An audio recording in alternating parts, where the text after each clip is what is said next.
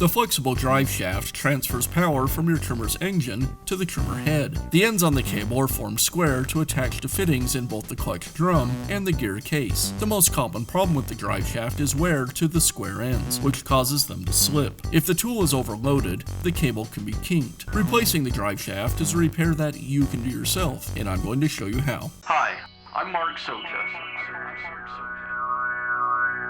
Do-it-yourself repairs like these are easier than you might think. From lawn machines to cordless drills, kitchen mixers, Outdoor grills. our how-to videos walk you through each repair from start to finish.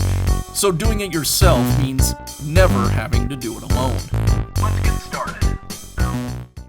We'll begin by removing the guard from the end of the trimmer.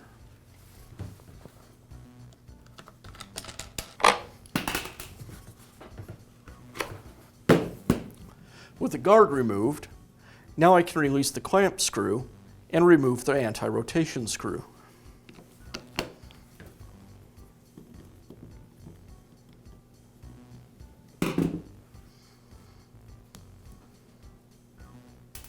I'll be careful to not lose the washers.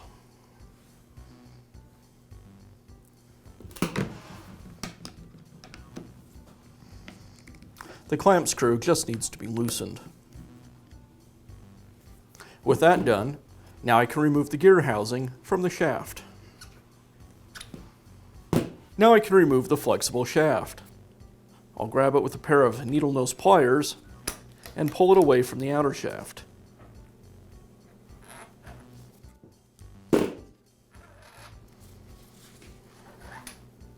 Now I can install the new cable.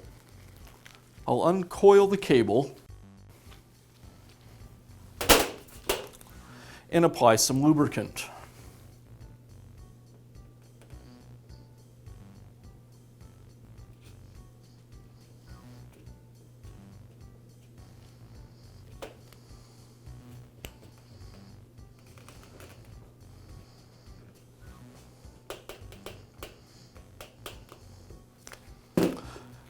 I'll work the lubricant into the cable, and then I can reinstall it into the shaft.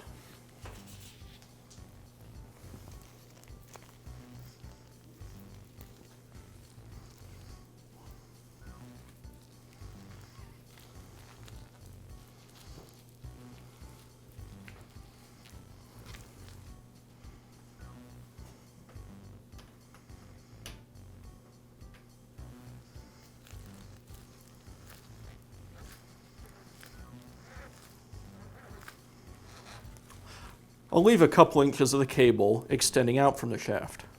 Now I'll insert the new cable into the end of the drive shaft on the gearbox.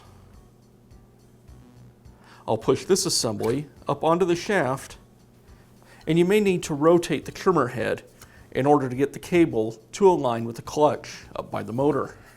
Once everything's back in place, I'll reinstall the anti-rotation screw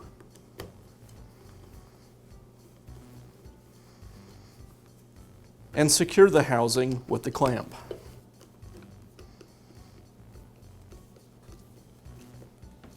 And I'll finish up by reinstalling the guard.